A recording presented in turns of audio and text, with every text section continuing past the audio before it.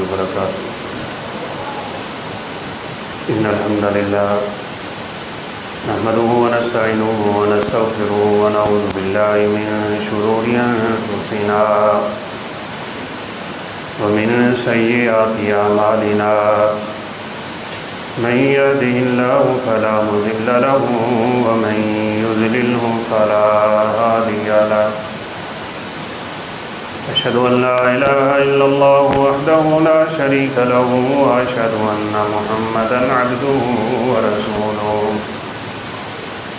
أما بعد فإن أحسن الحديث كتاب الله وخير الهدي هدي محمد صلى الله عليه وسلم وشر الأمور محدثاتها وكل محدثة بدعة وكل بدعة ضلالة وكل ضلالة في النار. يا أيها الذين آمنوا اتقوا الله حق تقاته ولا تموتن إلا وأنتم مسلمون. يا أيها الذين آمنوا اتقوا الله وقولوا قولا سديدا يصلح لكم أعمالكم ويغفر لكم ذنوبكم ومن يطع الله ورسوله فقد فاز فوزا عظيما. ومن يعص الله ورسوله ويتعد حدوده فقد ضل ضلالا مبينا. أعوذ بالله من الشيطان الرجيم. بسم الله الرحمن الرحيم. وما كان الله ليعذبهم وأنت فيهم وما كان الله معذبهم وهم يستغفرون.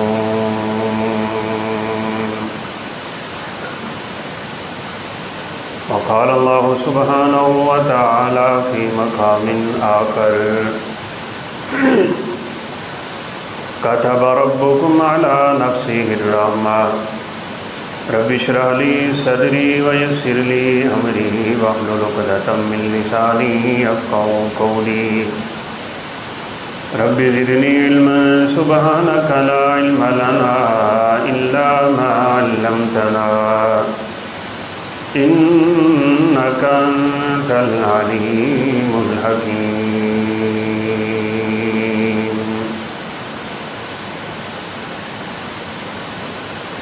مختصر حمد و ثنا کے بعد اللہ رب العزت کی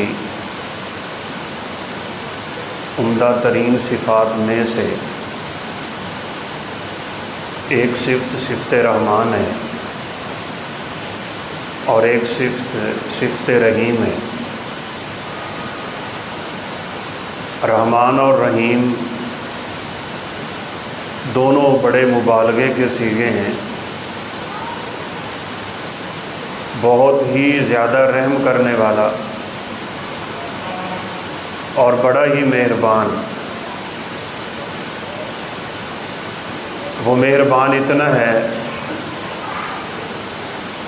کہ کتے کو پانی پلانے سے جنت دیتا ہے. وہ رحیم اتنا ہے کہ درخت کی ٹہنی کاٹنے سے جنت دے دیتا ہے. وہ غفور اتنا ہے کہ آدھی کھجور صدقہ کرنے سے جہنم سے آزاد کر دیتا ہے. اس کی ایک صفت ودود بھی ہے،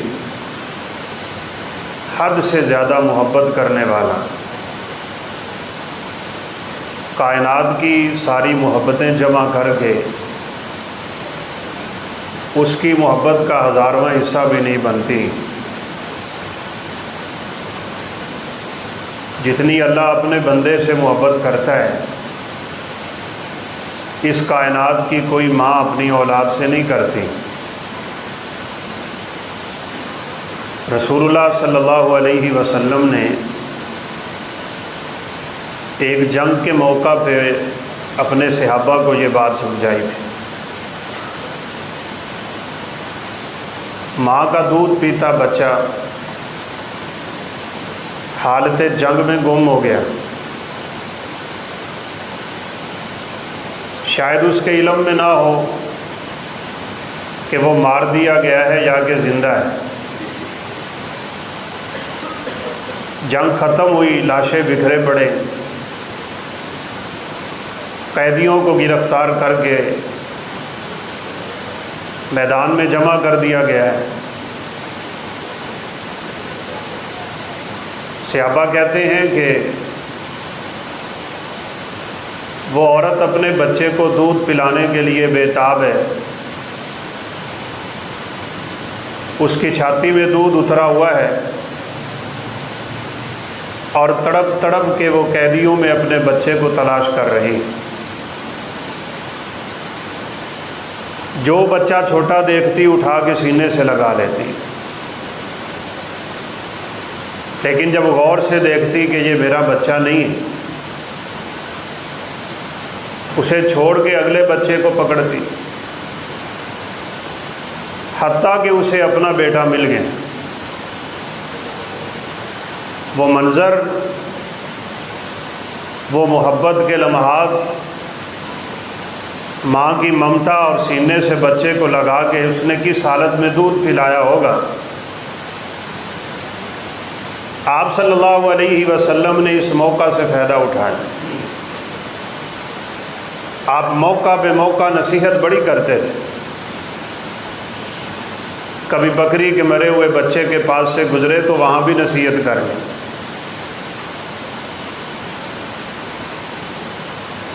اس سے سمیل بھی آ رہی ہے، بدبو بھی آ رہی ہے، پڑا بھی اور روڑی پہ تھا، لیکن معلم کائنات ہیں، اس بکری کے مرے ہوئے بچے کے کان سے پکڑ کے کھڑا کر، سمیل آ رہی، اروڑی سے پکڑا ہے، اور بچہ بھی آپ کی زوجہ محترمہ زینب رضی اللہ تعالیٰ عنہا کی بکری کا تھا۔ آپ نے فرمایا ہے کوئی یہ مجھ سے کوئی 2-4 درہم و دینار میں خرید لے؟ اللہ کے حبیب ہم نے اس کو خرید کے کیا کرنا ہے؟ مرا ہوا بچہ، بدبودار چھوٹا سا بچہ ہے، کھال بھی نہیں اتر سکتی جس کی۔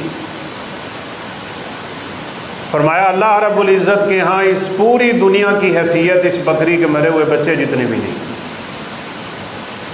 بات سمجھانے کا انداز، بچہ ماں کی چھاتی سے چمٹا ہوا ہے، ماں کی آنکھوں میں محبت کے آنسو ہیں، نظر اپنے بچے کے چہرے پہ ہے، آنکھیں ٹھنڈی کر رہی ہے، دودھ پلا رہی ہے۔ آپ نے صحابہ سے کہا اطارحۃ والدہا فی النار، میرے صحابہ یہ تو بتاؤ کیا یہ ماں اپنے بچے کو آگ میں پھینک دے گی؟ کیسے اس نے تلاش کیا، کیسے دوڑی، کیسے تڑپی، کیسے اس کو سینے سے لگایا، کس محبت سے دودھ پلا رہی ہے۔ کیا یہ ماں اپنے اس شیر خوار بچے کو آگ میں ڈال سکتی ہے؟ صحابہ نے کہا یہ تو سوال ہی پیدا نہیں ہوتا۔ فرمایا اللہ ارحم الراحمین اپنے بندوں پہ اس سے کہیں زیادہ محبت کرتا ہے۔ کائنات کی 1000 ماؤں کی محبت اپنے بیٹوں سے وہ نہیں ہو سکتی جو محبت اللہ اپنے بندے سے کرتا ہے۔ رحیم بھی ہے، رحمان بھی ہے، غفور بھی ہے، ودود بھی ہے، اتنی اس کی صفات ہیں،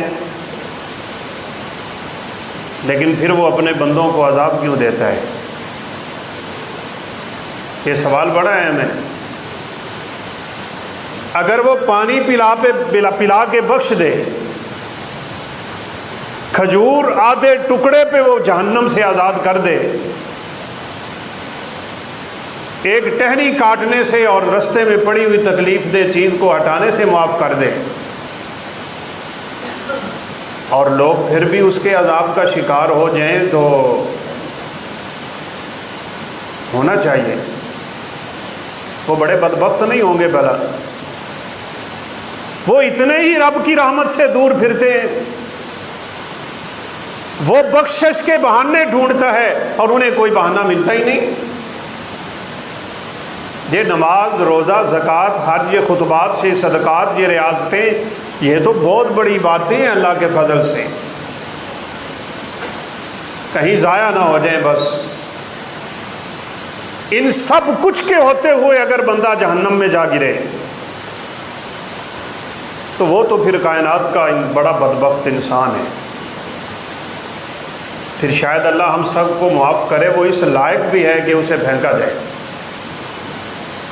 اس لیے آج آپ کے اور میرے پاس موقع ہے، ہم اللہ رب العزت سے اپنے گناہوں کی بخشش کے بہانے تلاش کریں، کیسے وہ مجھے بخش دے اور کیسے وہ آپ کو بخش دے۔ 4 چیزیں بڑی اہم ہیں، ان کو مجھے اور آپ کو اپنی زندگی میں اتارنا ہوگا، اور اللہ رب العزت نے یہ 4 چیزیں اپنے قرآن میں بیان کی ہیں۔ اللہ رب العزت فرماتے ہیں اللہ تمہیں عذاب دے کے کیا کرے گا؟ اگر تمہارے دلوں میں ایمان ہے اور تمہاری زبانوں پہ تمہارے رب کا شکر ہے تو پھر وہ تمہیں عذاب دے کے کیا کرے گا؟ یعنی وہ عذاب دے گا ہی نہیں۔ اپنے ایمانی کیفیات کو بڑا خوبصورت بنا لینا چاہیے، کسی دنیاوی وجہ سے میرے اور آپ کے ایمان میں ڈول اور کسی قسم کی لچک نہیں ہونی چاہیے، ہماری ایمانیات کی مضبوط لائن ہونی چاہیے۔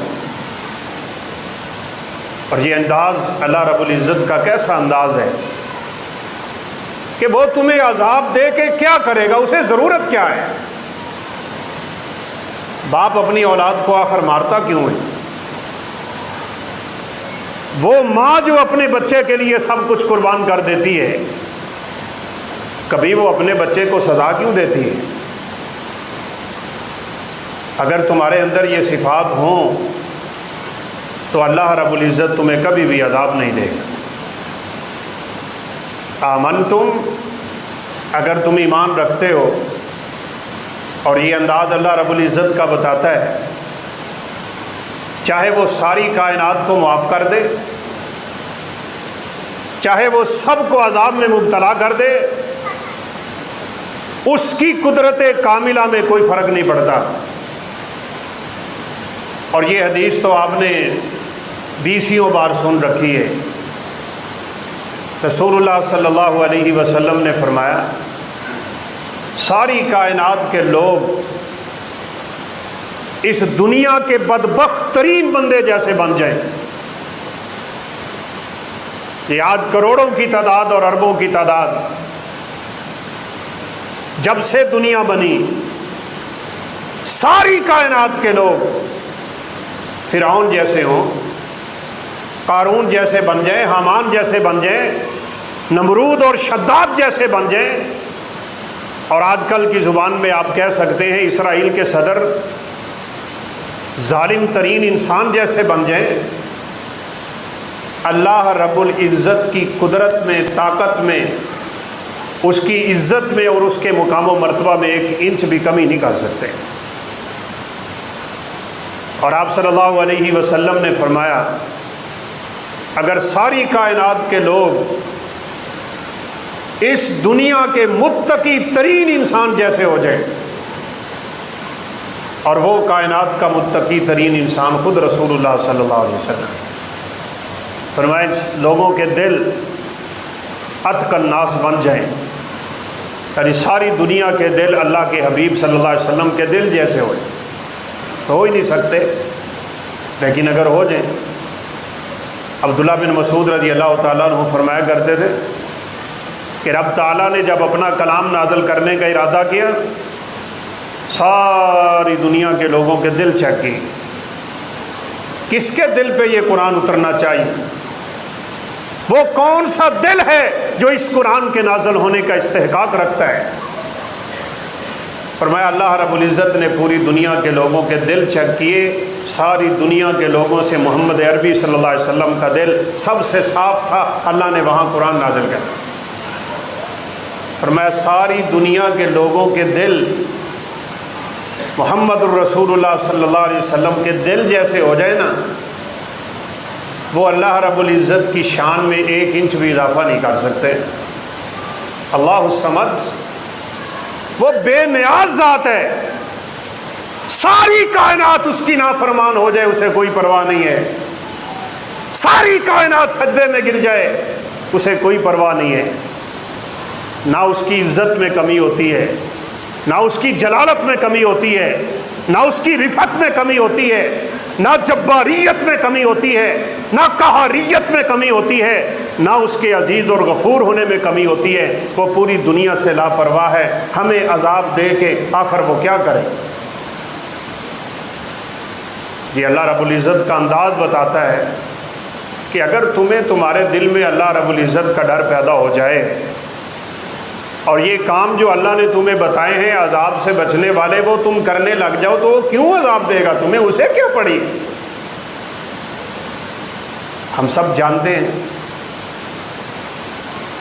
اولاد ہو، فرما بردار ہو، صالح ہو، متقی ہو، والدین کی آنکھوں کی ٹھنڈک ہو، سوال ہی پیدا نہیں ہوتا باپ اپنے بچے کو مارے، سوال ہی پیدا نہیں ہوتا وہ اس کو ڈانٹے، سوال ہی پیدا نہیں ہوتا وہ نفرت کی نگاہ سے اسے دیکھے، تو اللہ رب العزت کو کیا پڑی ہے عذاب دینا؟ بعض بچے ہوتے ہیں نا پوری زندگی،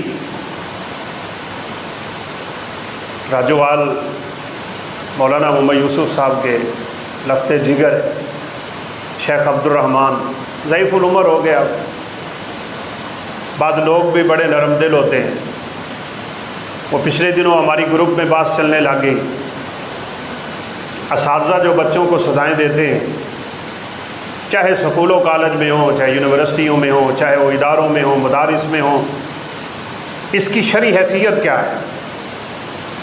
کیا تصور ہے اسلام میں سزا کا؟ تو شیخ صاحب نے بات لکھی، میں تو ویسے پڑھ کے حیران ہی ہو گئی۔ انہوں نے کہا میں نے 45 سال پڑھایا ہے، کبھی کسی بچے کو ہاتھ بھی نہیں لگایا۔ رسول اللہ صلی اللہ علیہ وسلم کے شاگردوں کی تعداد 1.25 لاکھ ہے، کبھی آپ نے اپنے شاگردوں کو ہاتھ نہیں لگایا، بلکہ کبھی کبھی ایسا منظر سامنے آتا تھا، آج کے دور میں آ جائے تو لوگ کچا نہ کھا جائیں اس کو۔ آپ نے سنی ہوئی ہے نا حدیث، بندہ آیا ہے اور آگے کیا کہتا ہے؟ میں زنا نہیں چھوڑ سکتا، اس کی مجھے اجازت چاہیے۔ ہم نے تو گھور گھور کے اس کو ویسے ہی مار دینا تھا۔ ہماری مسجدوں میں تو کسی نمازی کے موبائل پہ ذرا گھنٹی بجے صحیح، بس نمازی اسے چباتے نہیں ہیں، باقی سب کچھ کر لیتے ہیں۔ توبہ اس کی دوبارہ مسجد میں قدم رکھے۔ اللہ کے حبیب کی مسجد ہے، مدینۃ الرسول ہے، مسجد نبوی ہے، ایک عربی اور بدو دیہات سے آنے والا مسجد نبوی کے کونے میں بیٹھ کے پیشاب کر رہا ہے۔ صحابہ دوڑے اس کو ڈانٹنے کے لیے، اٹھانے کے لیے، وہ دیکھ رہا ہے، جاتے ہوئے لوگوں کو اللہ کے حبیب نے آواز دے دی، لا تظلموا، اسے کچھ نہیں کہنا، چھوڑ دو اس کو اس کی حالت پہ۔ اگر اس بیچارے کو پتہ ہوتا کہ مسجد کا احترام کیا ہے تو کیوں آ کے مسجد میں پیشاب کرے؟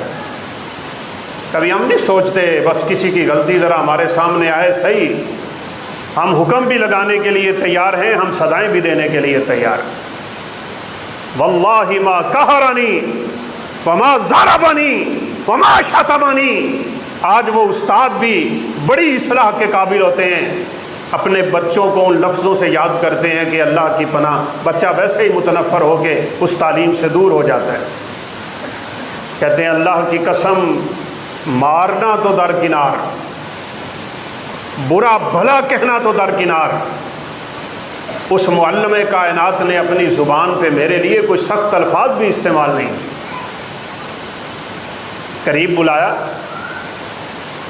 اور بلا کے جس نے زنا کی اجازت مانگی تھی، آپ صلی اللہ علیہ وسلم کے سمجھانے کے انداز بھی کمال تھے۔ آپ صلی اللہ علیہ وسلم نے اسے کہا اچھا ایک بات بتاؤ گے، کیا تم چاہتے ہو کہ یہ برا عمل تمہاری بہن کے ساتھ کوئی کرے؟ کہا نہیں۔ تمہاری والدہ کے ساتھ نعوذ باللہ کوئی کرے؟ کہا نہیں۔ تمہاری بیٹی کے ساتھ ہو؟ کہا نہیں۔ تمہاری بہن کے ساتھ، تمہاری بیوی کے ساتھ، تمہاری محرم کے ساتھ؟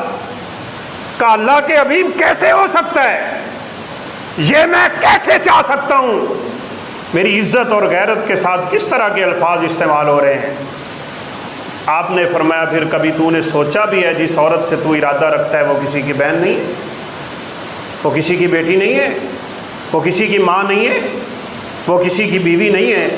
وہ کہتا ہے خدا کی قسم میں نے تو کائنات میں آپ سے خوبصورت معلم، مدرس، مربی اور مشفق دیکھا ہی نہیں ہے۔ آپ کی زبان سے کلمات کیا نکلے، میرے دل میں ایسے بیٹھے، میں نے وہاں بیٹھے بیٹھے اس عمل سے ہمیشہ کے لیے توبہ کر۔ ہم ہوتے تو ہم نے کہتے تیرا دماغ صحیح ہے، تو سوال کی میں نے کرنا ہے، پاگلا جا کتوں اٹھ کے آ گئے ہیں۔ ہم دل توڑنے کے بڑے فن رکھتے ہیں، ہمیں دل جوڑنے کا فن نہیں آتا۔ اللہ کے حبیب وہاں لوگوں کے ساتھ وہ معاملے کر جاتے تھے خدا کی قسم تصور سے باہر۔ موٹی چادر، حاشیہ والی، جیسے آپ کی یہ پنجابی میں دورے شورے ہوتی ہیں نا، اللہ کے حبیب صلی اللہ علیہ وسلم جا رہے ہیں، ایک بدو نے، جاہل نے، نکمے نے، چلیں اسے علم نہ ہوگا بیچارے کو، یوں کر کے چادر آپ کے گلے میں ڈال کے یوں اس کو لپیٹ کے یوں جھٹکا دے۔ آپ صلی اللہ علیہ وسلم نے دیکھا، فرمایا اللہ کے بندے کیا ہوا ہے؟ کہنے کیا لگا لوگوں کو آپ بڑے مال مول تقسیم کرتے پھرتے ہیں، مجھے کیوں نہیں کچھ دیتے آپ؟ میں بھی آپ سے لینے کے لیے آیا ہوں، میرے لیے بھی فیصلہ کریں۔ نہ تو آپ نے اس کا قرضہ دینا ہے، نہ آپ صلی اللہ علیہ وسلم نے اس سے کوئی لین دین کیا ہوا ہے جس کا حساب کرنے آیا ہے، مانگنے آیا ہے، اور مانگنے کا انداز بھی کتنا بھونڈا ہے۔ یہ بیچارے سائل جو سوال کرنے والے ہوتے ہیں چمٹ چمٹ کے ہمارے سامنے کھڑے رہتے ہیں، اور ہم ان کو ڈانٹنے سے بھی باز نہیں آتے۔ اگر یہ سوال ہی سختی کے انداز میں کریں تو ہم ان کے ساتھ کیا اشر کر دیں گے۔ آپ صلی اللہ علیہ وسلم نے جب دیکھا کہ ایک آدمی ہے، بدو ہے بیچارہ، اس کو پتہ ہی نہیں ہے میں کون ہوں، میرے ساتھ معاملہ کس طرح کا ہونا چاہیے، کیا علم کسی کو اللہ کے حبیب کا احترام کیا ہے، پڑھے لکھے جانتے ہیں نا۔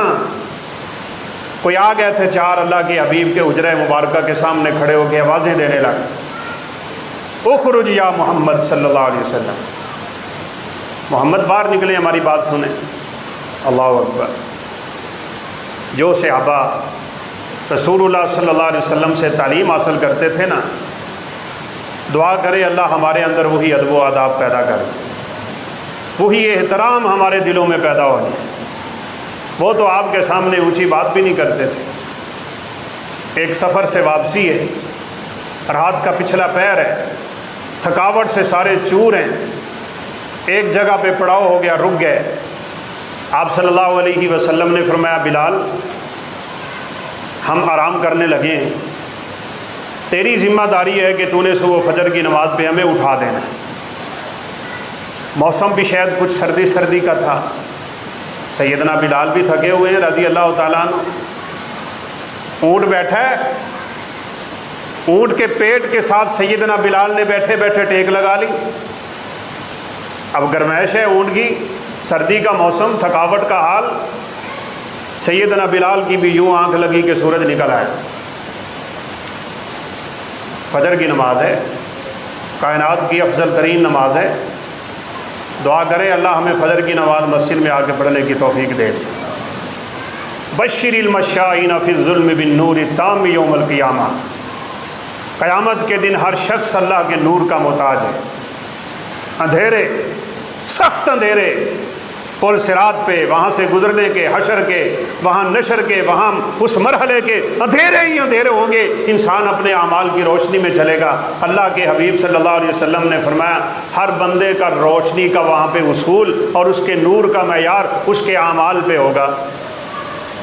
لیکن فرمایا دو نمازیں جو اندھیرے میں آتی ہیں نا بالخصوص، ایک عشاء کی نماز اور ایک فجر کی نماز، جو بندہ ان نمازوں کی حفاظت کرتا ہے اللہ قیامت کے دن اسے مکمل نور نصیب فرما دے، مکمل نور۔ اور ان نمازوں کی ایک اور بڑی اہم فضیلت، فجر کے ساتھ عصر کی نماز بالخصوص۔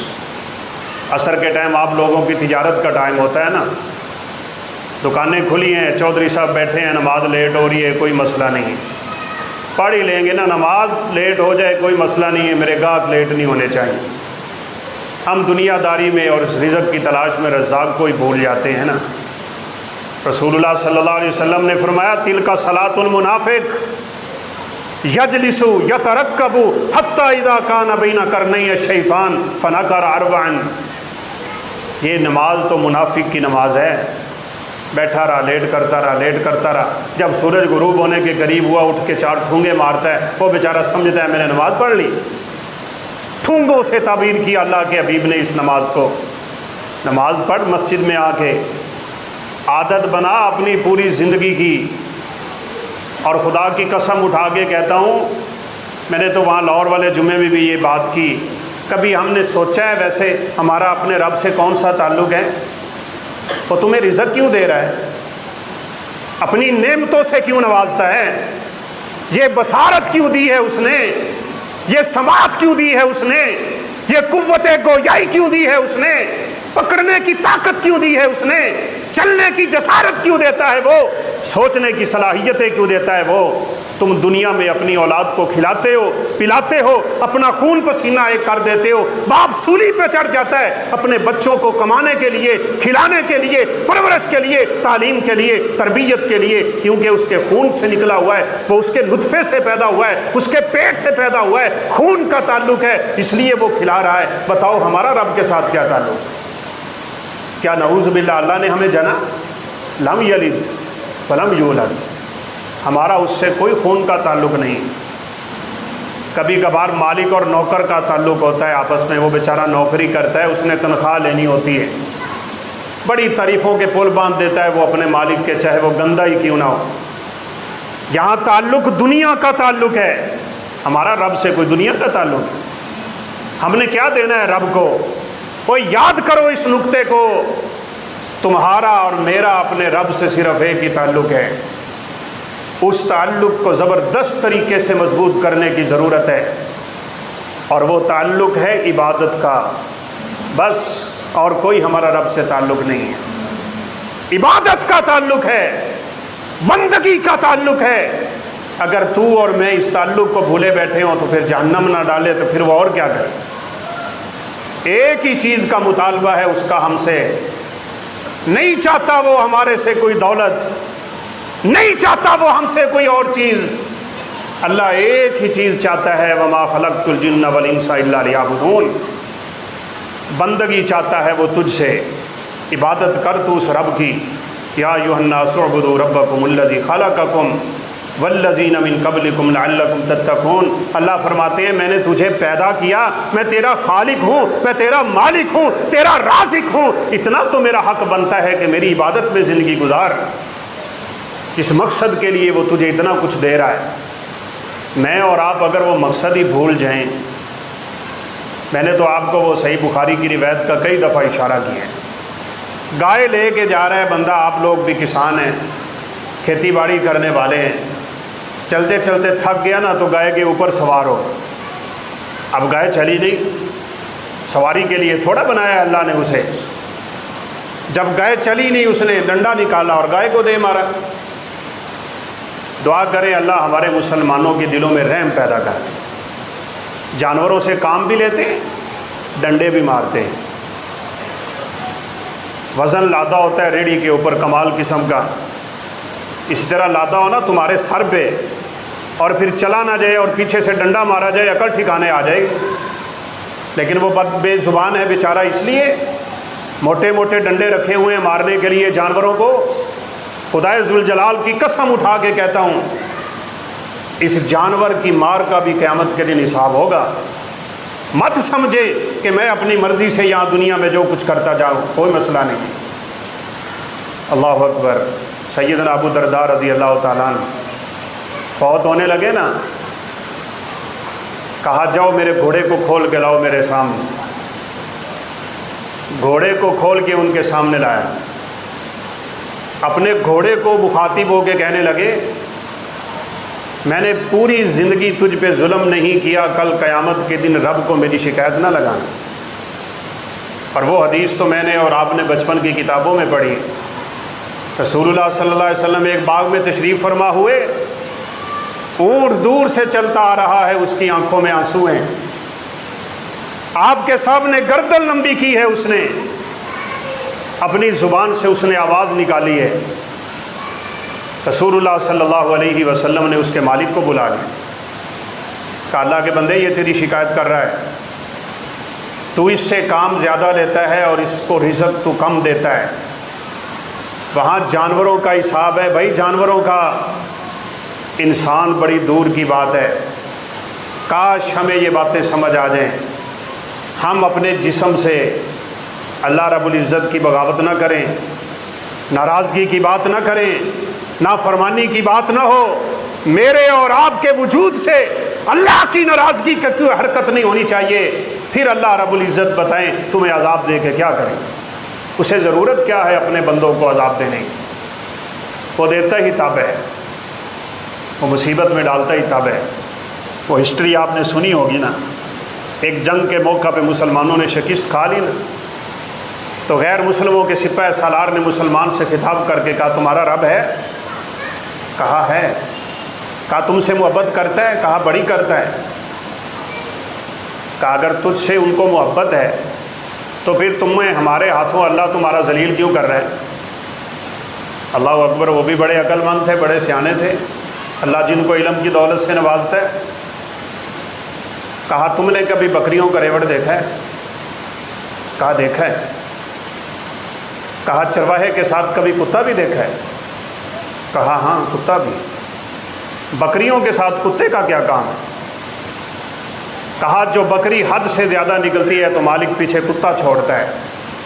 کہا سنو پھر تم دنیا کے کتے ہو، ہم لوگ جب اللہ رب العزت کے رستے سے زیادہ ہٹتے ہیں تو اللہ کتوں کو ہمارے پیچھے لگا دیتا ہے تاکہ ہم واپس آ جائیں۔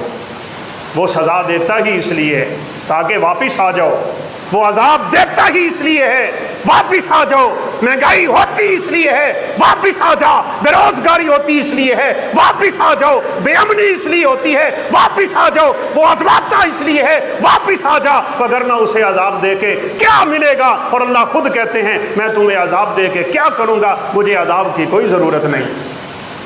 وہ تو رب کعبہ کی قسم اپنی رحمت کے بہانے ڈھونڈتا ہے۔ رسول اللہ صلی اللہ علیہ وسلم نے فرمایا ایک عبارت تو اللہ نے اپنے عرش کے ساتھ لکھ کے لگائی ہوئی ہے، سبحان اللہ، اپنے عرش کے اوپر لکھا ہوا ہے کتب ربکم علی نفسہ الرحمہ سبقت رحمتی علی غضبی۔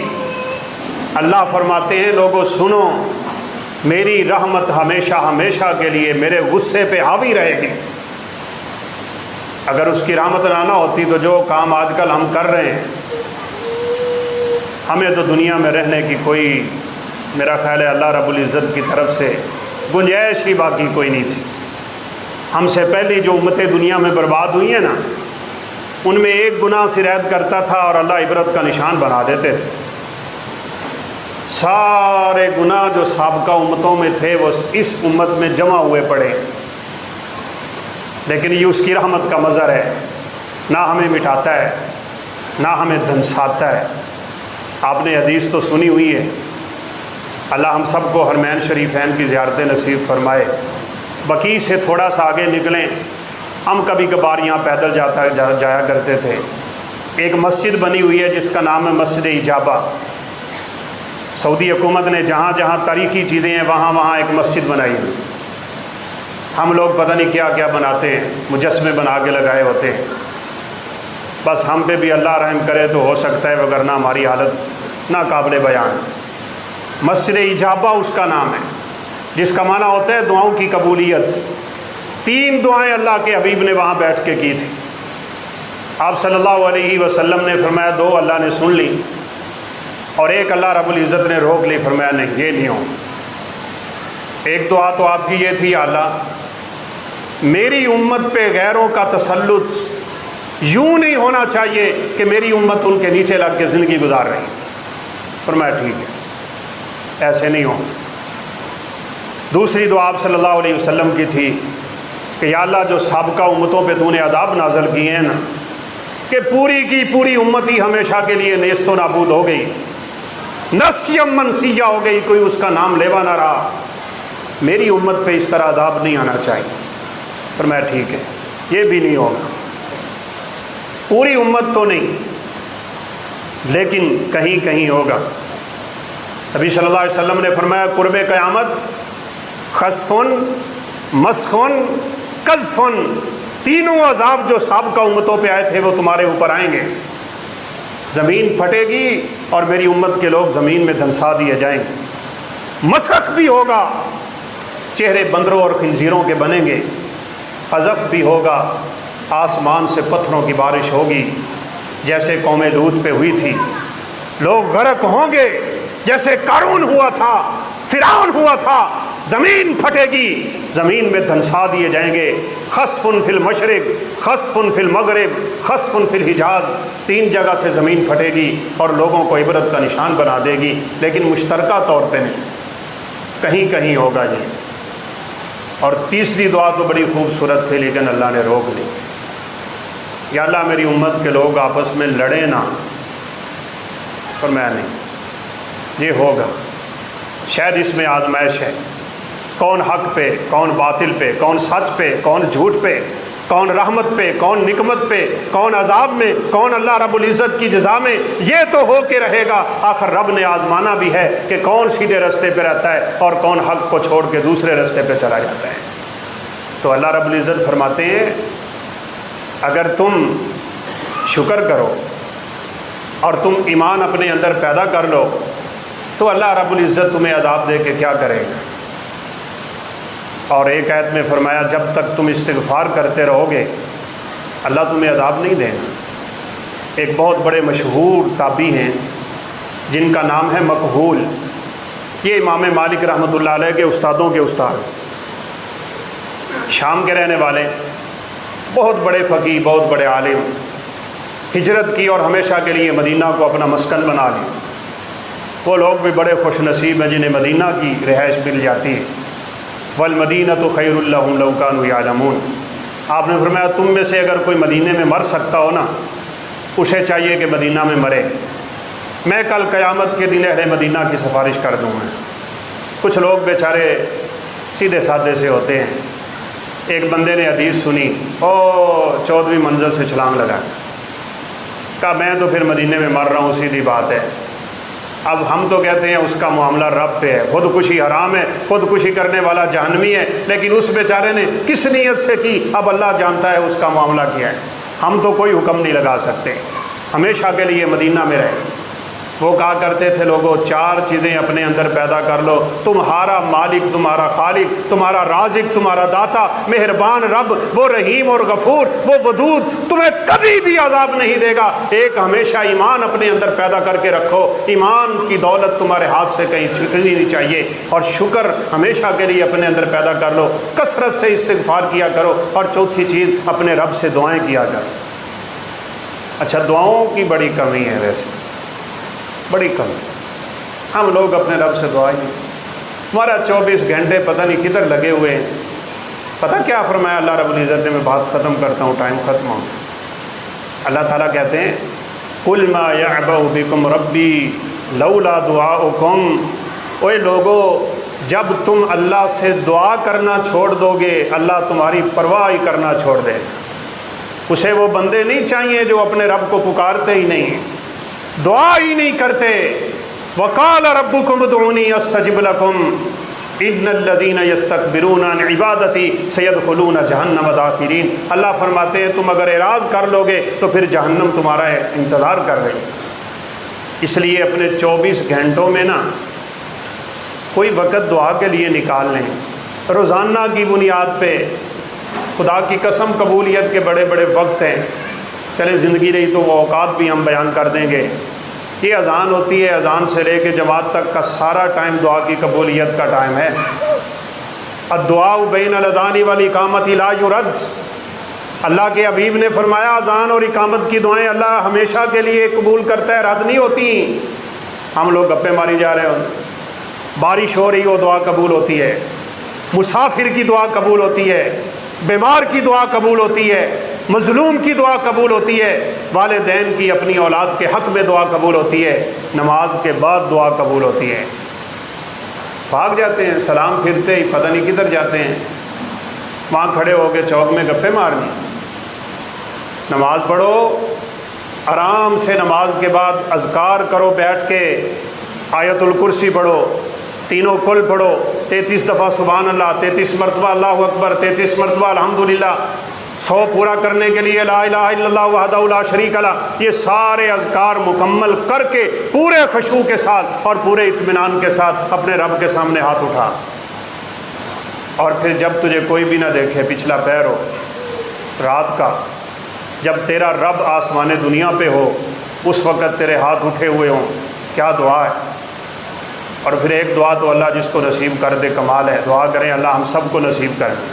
الدعاء دعاء عرفہ، اللہ کے حبیب نے فرمایا عرفات کے میدان میں جا کے دعا کرو، اس دعا سے بڑھ کے کائنات میں کوئی دعا نہیں۔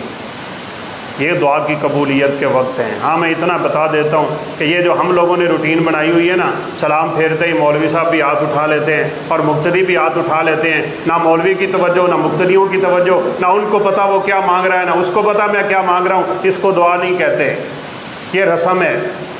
اکیلا کر، سنتیں پڑھ، اذکار کر، توجہ سے بیٹھ، خشوع ہو، اطمینان ہو، خضوع ہو، پھر اپنے رب سے تعلق پیدا کر، اور یہ جو تو دعا کرے گا اللہ رب العزت انشاءاللہ جہنم سے ہمیشہ کے لیے آزاد کر دے۔ بس آخری بات ہے، اسے دعا میں لو چاہیے، لو جانتے ہیں جس کو لگاؤ کہتے ہیں۔ نبی کریم صلی اللہ علیہ وسلم نے فرمایا جلدی نہ کیا کرو اپنی دعاؤں میں۔ وہ جلدی کیا ہوتی ہے، تمہاری زبان پہ بات آ جاتی ہے، میں تو دعائیں کر کر کے تھک گیا ہوں، میرا اللہ سنتا ہی نہیں، یہ نہیں ہے۔ فرمایا اللہ سے مانگو اور مانگتے ہی رہو، الہا کرو اپنی دعاؤں میں، جیسے شیر خوار بچہ اپنی ماں سے رو رو کے دودھ مانگتا ہے، جان نہیں چھوڑتا، پلو پکڑ لیتا ہے، اتنی دیر تک چپ نہیں کرتا جتنی دیر تک ماں اس کے لیے دودھ کا انتظام نہیں کرتی۔ اپنے رب سے بھی یوں مانگو نا، مانگنے کا ڈھنگ سیکھو۔ ہم نے بس سرسری سی دعا کر دی اور کہا نہیں۔ تو یہ 4 کام ہیں، اللہ ہمیں توفیق دے۔ ایمان، شکر، استغفار اور کثرت سے دعائیں، یہ 4 کام ہوں گے تو اللہ کہتے ہیں میں تمہیں عذاب دے کے کیا کروں گا۔ اللہ اس بندے کو عذاب نہیں دے گا جس میں یہ 4 صفات پیدا ہوں گی۔ اللہ ہم سب کو یہ صفات اپنے اندر پیدا کرنے کی توفیق نصیب فرمائے، ہمیں آخرت کے عذابوں سے، آخرت کی سختیوں سے اللہ محفوظ فرمائے، اپنے نیک بندوں میں شامل فرمائے اور اپنی رحمت کا مستحق بنائے۔ وآخر دعوانا الحمد